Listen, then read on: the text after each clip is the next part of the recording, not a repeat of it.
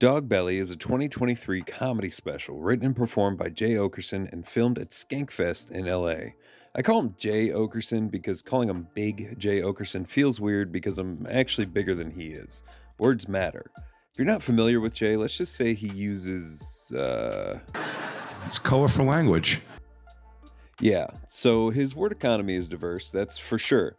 Jay is kind of known as being, well, My daughter's pretty, yeah, she's tall. I was gonna make her super fat, but then I thought only Latino dudes will be knocking on the door, you know what I mean? yeah. But I am not here to judge average sized Jay as a person, I'm here to talk shit about his stand up. And Dogbelly is, I don't know. There's a lot of crowd work, which is kind of Jay's thing. You see, kids, crowd work is a. When it works well, it works well. When it does anything below that baseline of well, it's terrible. Now, luckily, Jay has been doing crowd work most of his career, so he's pretty decent at it. He's good at transitions, and he's good at controlling the audience, but even he is missing some of these shots. Yo, Tommy, do that dance you said. Watch this, motherfucker.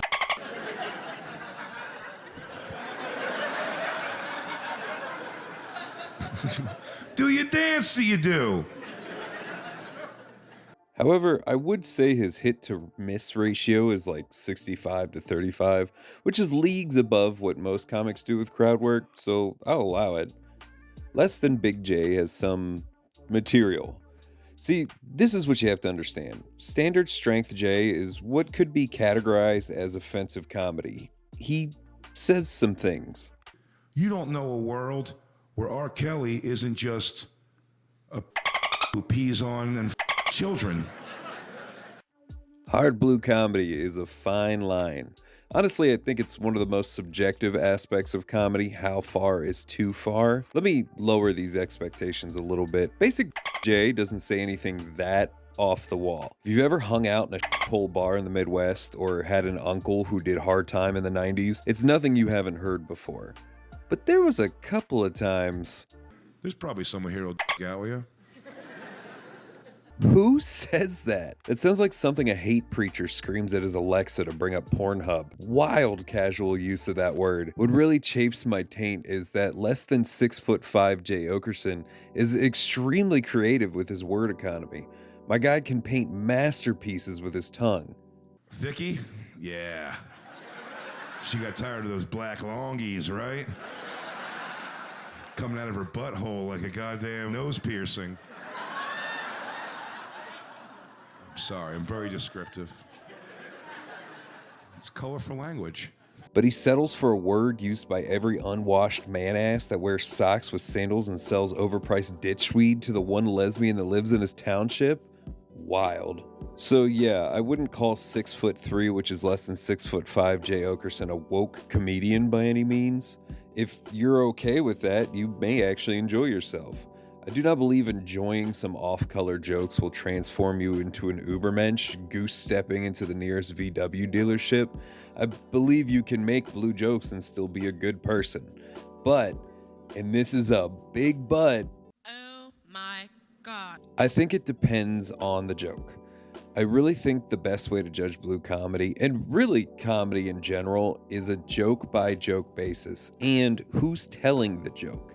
That's what I think is missing from this entire conversation, and I believe is the fairest way to judge someone's jokes. I don't think cancel culture is real, but I do believe people are more sensitive about offensive jokes. But I do think that's because progress has been made and more marginalized groups are sticking up for themselves, and that's better for society as a whole. But I do not believe that laughing at something f***ed up makes you a bad person. I think the entire conversation is nuanced and complicated, and those are two things not facilitated by conversations on social media. It depends on the joke. Let's see some examples. First white dude, what happened? You started wanting to sit at work again? Ooh, I like that. You know, I blew a security guard to go to a Parliament concert once. Flashlight.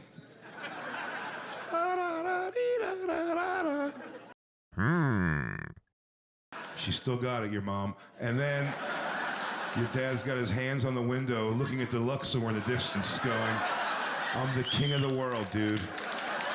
Sounds like fun! You're racist. I'm like, what? I high-fived a black yesterday. What? I trust a Chinaman with my clothing? Like...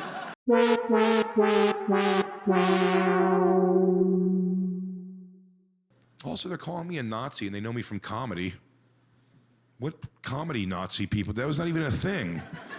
Hey, Dieter, can you cover my shift to the gas chamber? I have a tight new 5 I want to try on it. But this is what a crocodile sounds like. It's like meditating in the water, and it's like, I am the log, I am the log, and then like something lands in the water, and it's like, hey,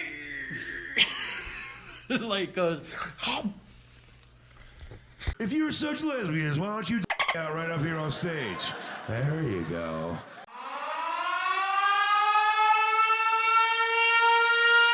So with all that out of the way, I had a decent time. The only part that really took me out of it was his one premise that was about how Jewish people can't be Nazis. Yes, they can, Oakerson. A member of a marginalized community becoming a supporter of an oppressive group has been a trope for some time. Since I couldn't agree with the premise, it broke the immersion, I actually'd the screen, and we both moved on. Meticulously Average Jay has a good persona, depending on which tax bracket you grew up in. Since mine was at the bottom, I enjoyed myself. I mean, the guy is performing at Skankfest, presented by Kratom.com. You know, Kratom, that pill that has wildly different effects depending on what county and marathon gas station you buy it in, that reputable medication at Skankfest. I mean, it says it right there in the name. It's a festival for fests. You know what you're getting into with this. One cool thing they did with the camera is this like tracking effect they used. A lot of comics are using special effects to sort of amp their material nowadays, usually to varying degrees of success. I like this one though. They only used it like twice, but I thought it was kind of cool, and it's very standard stature Jay. Overall, I had a good time. Jay is a guy who clearly has some edges, but he's the kind of guy you invite to a night of drinking because he'd be a good hang. Not everything lands, but that's the gamble you take with crowd work. He's still one of the best I've seen use it, even if the bar really isn't that high. Also, it's on YouTube, which means you don't need a streaming service to watch it, just an internet connection. I love that a lot of comedians are using their own platform to release their specials, but that's kind of a rant for another day.